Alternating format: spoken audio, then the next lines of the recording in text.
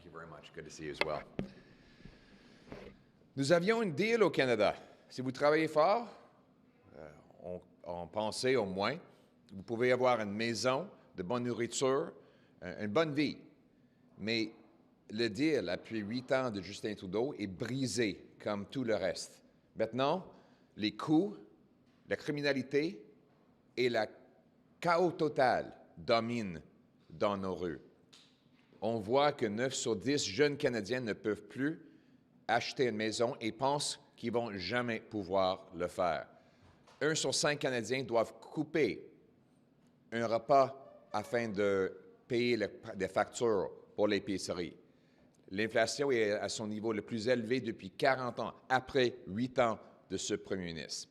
Ça n'a pas de bon sens de continuer les mêmes politiques qui ont causé la crise dans le coût de la vie. Ça n'a pas de bon sens. C'est la raison pour laquelle aujourd'hui j'annonce qu'au coup bien, Justin Trudeau va annuler ses hausses de taxes, hausses d'impôts et hausses de déficit inflationniste, ou bien le Parti conservateur votera contre son budget. Ça n'a pas bon sens de continuer de taxer et d'imposer sur les gens qui travaillent fort. Le pays ne fonctionne plus pour les gens qui travaillent fort. Donc, il nous faut de gros bon sens.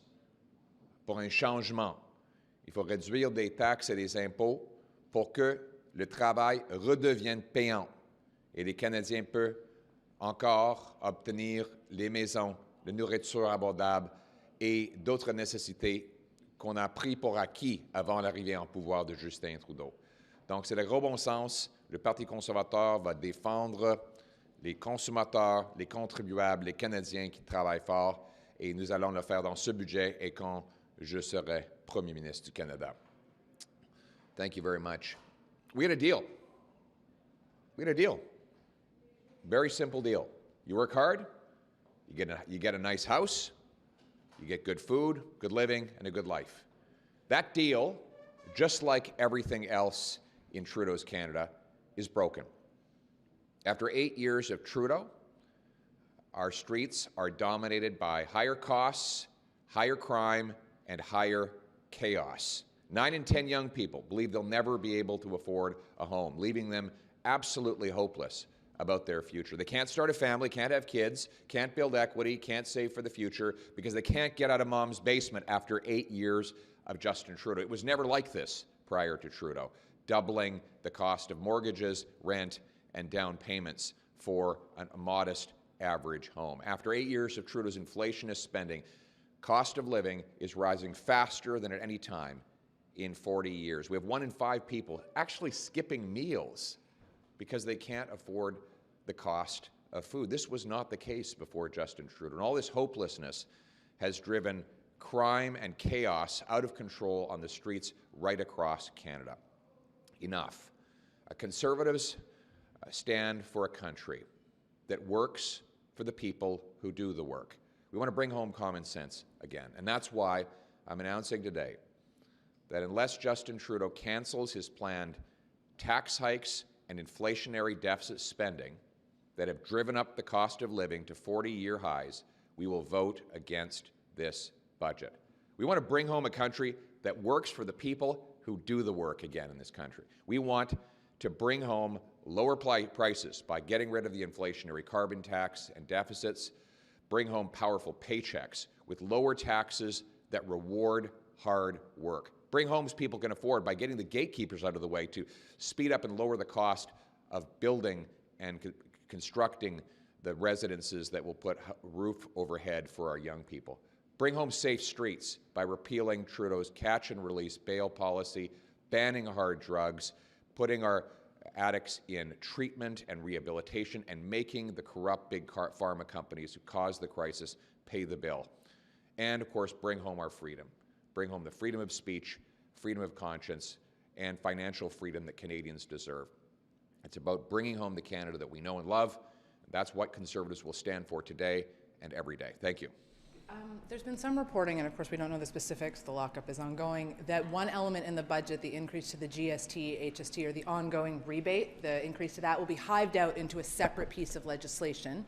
Will your party support that piece of legislation to increase that tax credit for people? Well, that's a speculation. We'll have to see what they actually propose. We know is that Trudeau is proposing to increase grocery prices by raising the carbon tax on the farmers that make the food, the truckers that ship the food, which of course will raise the price of the food itself. We've seen Trudeau promise all of this spending to undo the damage he's done in the past. It hasn't worked. We have 40-year highs in inflation after Trudeau.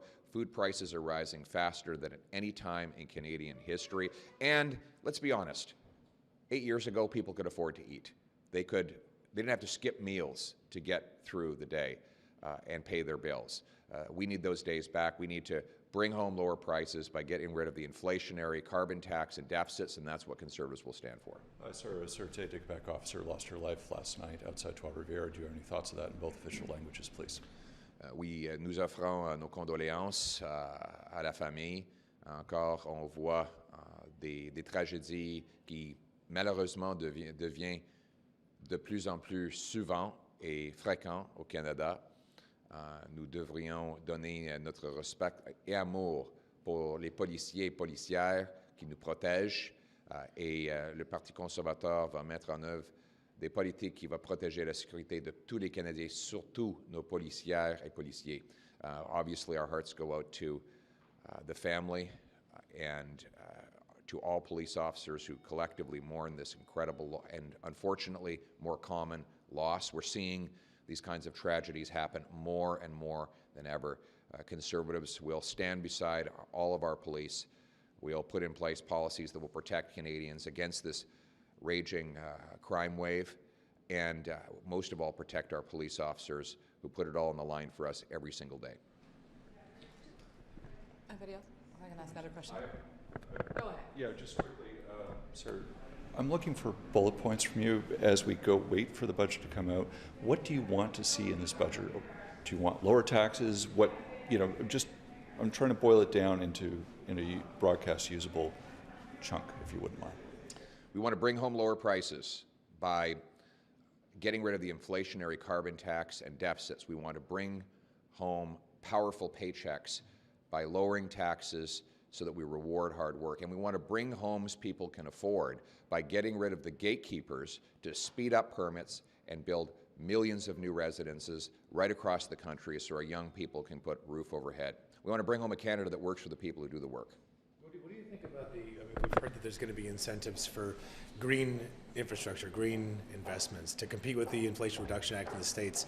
What do you think about using those types of economic incentives to spur more innovation when it comes to reducing carbon emissions? Well, we do need to bring down the cost of low and no carbon energy, but that starts with getting the government out of the way and off the backs of our workers and industry. Trudeau's really compensating with tax dollars for the damage that he's done to our businesses. It takes up to 25 years to get a mine built in Canada. No wonder the number one ingredient for electric car batteries, lithium, is in abundant supply in Canada, but we didn't mine a single tablespoon of it in 2021. Why? You can't get a mine built. And the one mine that we do have operational is owned by China.